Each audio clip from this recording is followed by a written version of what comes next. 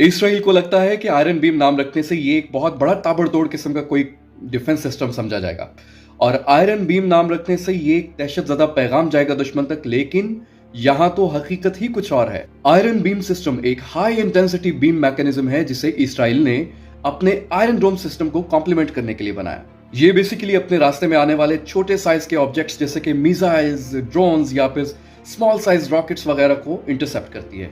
और आपको तो पता है कि कोई सा भी लेजर बीम एक मोनोक्रोमैटिक लाइट पे बेस करता है, यानी उसमें बाकी लाइट्स की तरह 7 लाइट कलर के स्पेक्ट्रम्स नहीं होते। वो सिर्फ एक सिंगल कलर को एक बहुत छोटे बीम में कंप्रेस करके सामने लाया जाता है। इसलिए हमेशा आपने रेड या ग्रीन वेवलेंथ की लेजर लाइट्स ही सिर्फ देखी होंगी। अब जब हाई वेवलेंथ के फोटो सेल्स को श्रिंक कर लिया जाए तो वो बेहद इंटेंस हो जाती है, शदीद किस्म का पेनिट्रेट करने की सलाहियत रखती है किसी भी तरह के ऑब्जेक्ट। ऐसा ही कुछ आयरन बीम सिस्टम में इंप्लीमेंट होता है। चलिए अब आते हैं असल खेल की तरफ।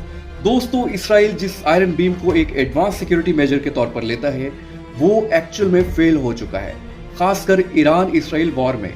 जी बिल्कुल दोस्तों, आयरन बीम की ऑपरेशनल कैपेबिलिटी तो सिर्फ at a time single object को ही टारगेट करती है एट जीरो कॉस्ट, क्योंकि लाइट बीम का तो कोई खर्चा नहीं है।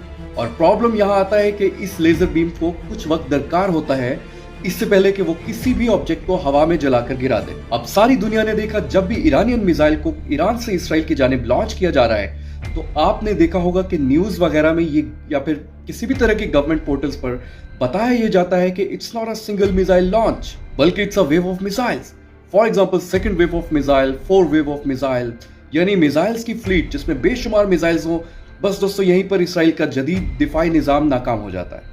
आयरन डोम साहब जितनी देर में अपने टारगेट को शूट करने में फोकस करते हैं, बगल वाले दाएं बाएं के मिसाइल्स आसानी से अपने टारगेट हिट कर जाते हैं। इसलिए इसराइल ये तो भूल जाए कि आयरन डोम या आयरन बीम जैसे मॉडर्न डिफेंस सिस्टम की बेस पर रिलाय करके इसराइल जो है वो अपने डिफेंस एक्सपेंडिचर को किसी भी तरह कॉस्ट इफेक्टिव बना सकता है। इसराइल को फिर भी लेबनान या हिजबुल्लाह की जानिब से भेजे गए fleet of missiles, fleet of multiple drones का सामना करना ही पड़ता रहेगा।